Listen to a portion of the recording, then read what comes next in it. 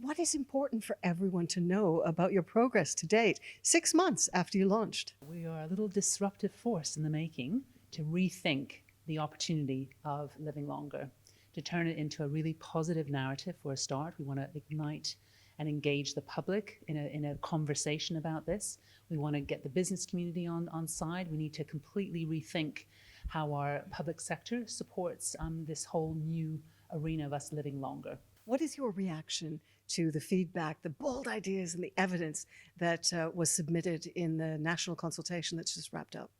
So my reaction is being really, really amazed by how committed and involved people were to actually go through, in the end, we asked quite a few questions, for ideas, bold ideas, evidence, solutions to a series of questions, and actually were quite amazed by the level of feedback we got. And it was quite an interesting spread between the business community, and that includes, of course, the startup community. So we had quite a few from the sort of hard-edged sort of science community, sort of, geroscience, genomics, age tech. And then, of course, we had some of the larger companies. We had the IBMs and Accentures. Can you pull out a few specifics so we can get excited about those?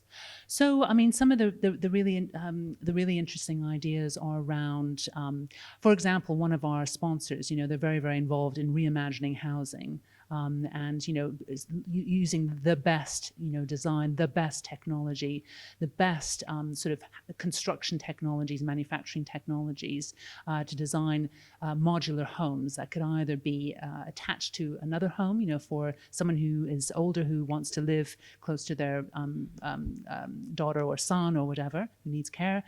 So these are some of the imaginative sort of housing solutions that are coming through. Of course, in the hot end of aging, we've got some fascinating sort of things at the cutting edge. We've got a business called Chronomics who are doing some really interesting work in the epigenetic space, where they can based on your DNA, they can offer recommendations for what you might want to do to age better, so that your biological age is optimized through lifestyle intervention. So these are the sorts of ideas that are coming through, which are really, really exciting, and are not the sorts of things at the moment that many people think of when they're thinking about products and services for older people. What do you see as your biggest challenge of achieving the overarching goal of +5 healthy years, healthy life expectancy by 2035? So I think the biggest challenge is nothing to do with technology. We've got amazing technology here. The biggest challenge is actually, well, three things. It's the cultural piece. It's changing the mindset. We still have in the UK the idea that NHS and social care will always look after us as we get older.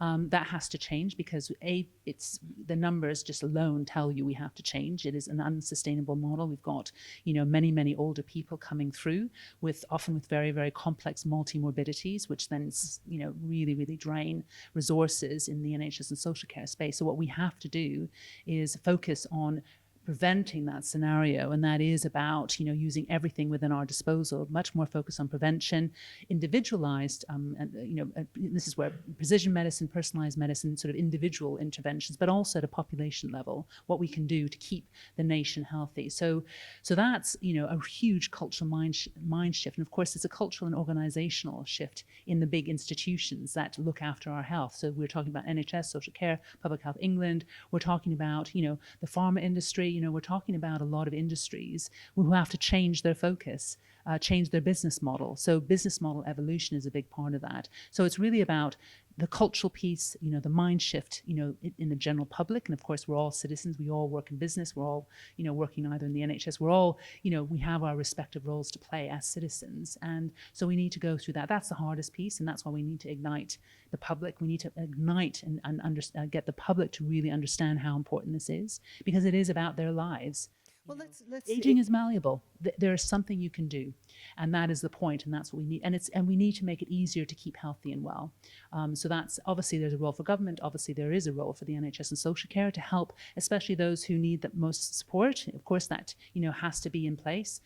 So all these things, but it is about shifting the whole way in which we think about both the challenge but also the opportunity. To a lot of people who want to hang up their hats and get out the slippers after their 55th birthday, the fact that there is malleability to aging is a big surprise. So how do you engage with those people who don't yet know about this? Well, I mean, just take one fact alone, which is interesting, is that, dementia, everyone fears. It's the biggest sort of fear of most people, that and cancer.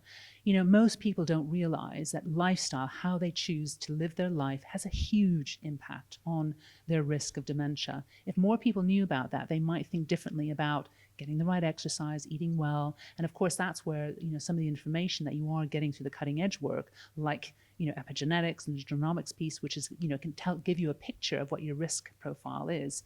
If we had more information and had the solutions, what we can actually do with that information, that might, encourage a huge behavioral shift in our attitude to what we can do to prevent, these horrible diseases. Isn't part of the big part at the root of all of that, trying to achieve those changes, the fact that we have a very bumpy socioeconomic landscape, big differential between rich and poor? So, of course, we have a huge, actually growing problem of health inequality. And of course, a lot of that is linked, and it's all around the social determinants of health. So education, employment, poverty, these are all at the root of, the causes of ill health, so we must do more to tackle that, obviously. Environments, physical environments, workplace, housing, the communities, green spaces, our mental